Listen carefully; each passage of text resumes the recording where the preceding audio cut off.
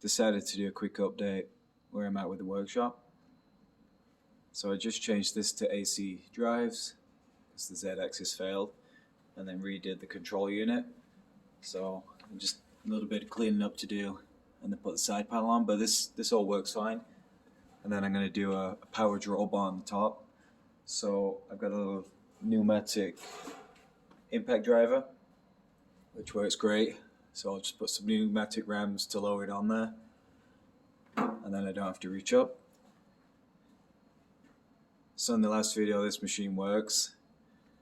Wasn't sure what to do with it, but I think I'm going to just sell all the drives which are for sale already, and then just replace the motors with AC servos. I was going to just replace the drives, but sometimes they're kind of difficult to tune, and I need a power supply for those, which is just rectified 110 volt to get 170 volt DC. But I might just skip it, sell these motors, and then go from there. There's also this project to do. It's a 3D printed Wankel engine or rotary engine. I mean, it does, well, this one did spin, but I'm having issues with sealing that one. So, yep, it's kind of stuck. So I did manage to get it running on 120 psi, but it only ran for a short amount of time, and then the air pressure was too low. So I'll finish that one off pretty soon. And there's my 3D printed gear project, which is this thing. So you see in the videos, it spins gears up, and each stage increases the RPM, and then on the very end it measures the speed. It's kind of flawed because these first gears get a lot of torque, and sometimes these ones fail before the end gear fails. So I might revise that, build a metal gearbox, something that just spins it up really fast, and then maybe the last two gears are going to be plastic, and then we can really test proper speeds. I mean, there's the nuclear fuser. Started that a long time ago. I just need to get around to finishing it.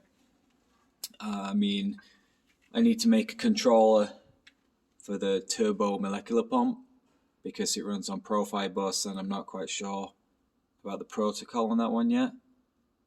I mean, there's the vacuum pump that does the roughing, and then the turbo molecular gets it down to a super low vacuum, which is not necessarily required, but the lower the vacuum you can get, the easier it's going to be to do fusion, because then I don't need as much current and I can have a high voltage power supply.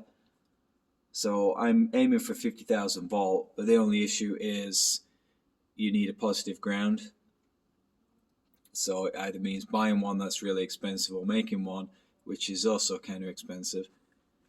So I'll get to that one day. Lots and lots of projects.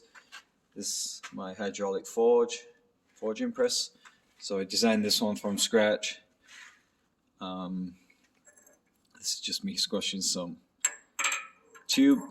It's 24 tons or 55,000 pounds. This is the initial design using an actual store-bought ram, and then it's actually welded in place.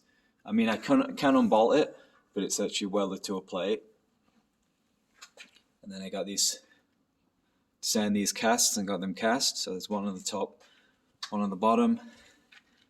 And then I just recently redesigned the oil tank so it actually draws air in from the outside and pushes it out here. And then there will be panels. I'm going to actually rivet the panels on, because then you can remove them if needed. And it's also just a little bit faster than running huge beads of weld all around this thing. So here's the oil pump, my servo that I designed. So that controls the speed at which the hydraulic ram moves, but it's constant pressure. So, you know, this is still going to do 24 tons, but it just basically varies the flow. My custom manifold I made. So that's pretty cool project. It works great. The electronics does work. I made my own boards, but I'm going to revise that because I tried to integrate it all in one board, that it would have a linear scale probably inside the unit, and then this load cell, so then I could do material analysis. But the linear scale is a piece of cake, but the load cell works on really low voltages, and you kind of get a lot of noise, so it's hard to make a really accurate load cell controller, especially when you've got a noisy electric motor next to it. So I'm probably just going to ditch that. I've got a special use for this project anyway, apart from what it's intended for, which is forging. And I'm eventually going to make this into a product. So like, this is almost the final prototype. Just my final one has different bush carriers, and instead of there being just one pair, there's actually two pair, because if you squash something here,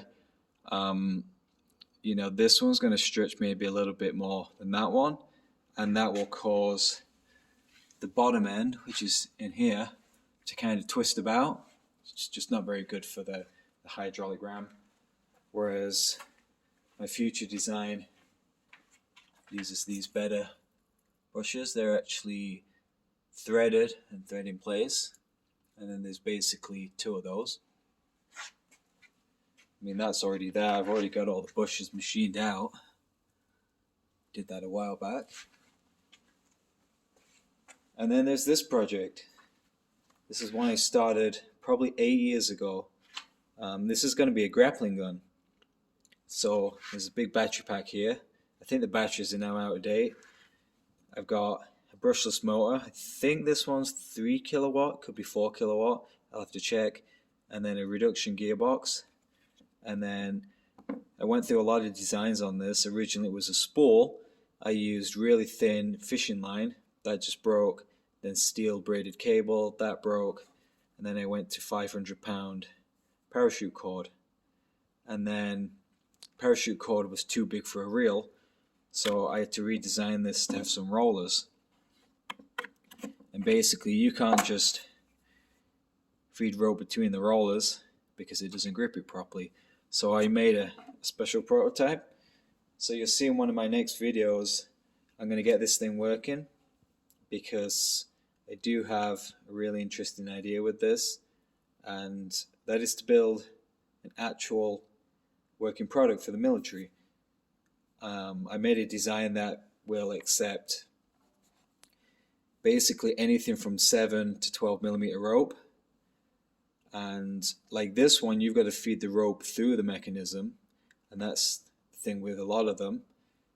The one I've come up with, you can literally attach it to the middle of a rope and it'll ascend, and it'll be able to do probably between 2 to 250 kilos at 3 meters a second potentially, which is absolute nuts. Like, it'll use a 10 kilowatt motor. It's not going to be quite as compact as this, but it's going to be really interesting. That one I can't show the mechanism because I have to file a patent for it. No one's done it yet. Whereas this one, you know, I published this on the internet a while back, and it seems that someone has actually copied it, which, I mean, I never intended this to make money, but that was over 8 years ago, and there's actually been a lot more interest than I thought. So, thanks for watching. That's where I'm at with the projects. There is another few I've got that I've just not really delved into. I do have a generator. It's only like 80 cc, and I'm just going to do all different modifications to it, just showing the differences things make, you know, and how you can make more power. So like heavier springs means you get less valve float, so you can raise the RPM, you know, bigger valves, porting it, injection, different cranks, and then, you know, eventually turboing it, supercharging it, all those kind of things, maybe even nitrous. You know, we're going to blow this engine up, you know, I've got all the equipment to rebuild the stuff, you know, 2 CNC mills, well, 1 CNC mill, a CNC lathe, I've got all the manual stuff. So that's going to be a fun project. I drew up the engine a while back. I just got a few more dimensions to verify in the case, but apart from that, I got a full 3D CAD file. So see you soon.